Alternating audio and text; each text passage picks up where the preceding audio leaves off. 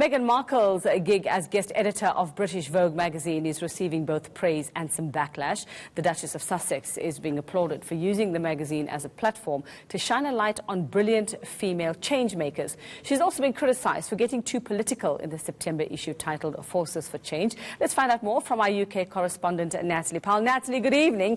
So tell us a bit more about this backlash and the controversy of Meghan Markle guest editing the new edition of Vogue. What's the issue? What do people have problems with?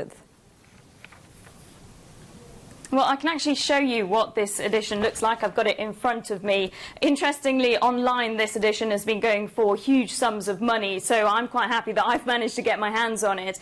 And as you can see, on the front cover is not Meghan Markle herself, but a number of different people from very diverse backgrounds.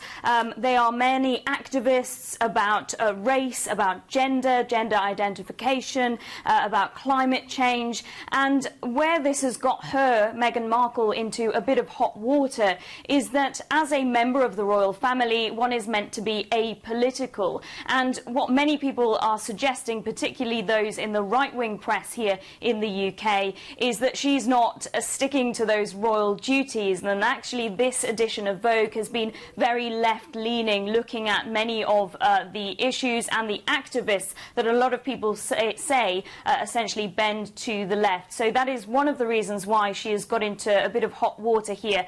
The Sun, interestingly, the Sun newspaper in the UK has really gone in hard on Meghan Markle for guest editing Vogue and actually putting these different women on the front cover, saying that actually what she's done is to miss one of the most important women, and that is the Queen. So causing a little bit of controversy here in the UK. So what are readers themselves saying? Because as you say, Natalie, I mean, this edition is selling like hotcakes. It seems to be, well, I think it served its purpose.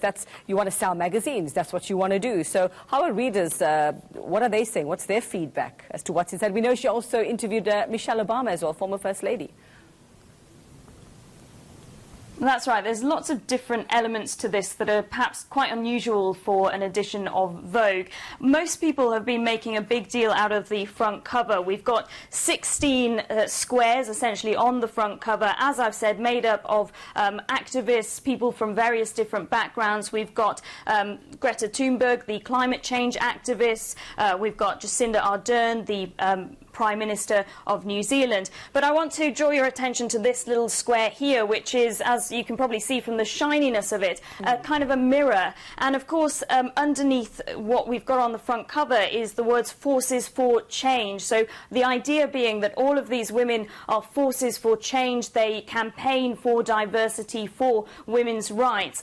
But also by putting the mirror in this square, in the 16th square, that means that anybody reading this will be inspired to also try to be a force of change. So that's something that has really spurred on people who are buying this magazine to look at. Of course, the articles in it are also very important. They're much more diverse than perhaps we're used to seeing in Vogue. And in the front page, essentially, we have the guest editor's letter where Meghan Markle talks about wanting to introduce designers who are not particularly well known, to talk about their heritage and their culture and how that comes into their fashion. But also, as you've said, we've got interviews with people like Michelle Obama, who we know is very close with Meghan Markle, and she talks very candidly about being a mother and advice that she would give to new mothers and, of course, her daughters as well. And then the final article that I want to bring your attention to is actually written by Prince Harry, or it's an interview that he did with the ecologist Jane Goodall, and in it he talks about having just 2 children maximum for the sake of the planet. So as you can see, lots of thoughts, lots of ideas going into what is essentially normally a very fashion-focused magazine, but talking about much deeper issues than perhaps what we're used to in Vogue. Well, I suspect that controversy will die down very quickly. Meghan Markle has been known to ruffle feathers, and then, of course, everybody goes back to loving her as well. Thank you very much, Natalie Powell. Can't wait to get our hands on a copy. Send us one if you can, please, and we'll have a look at that one.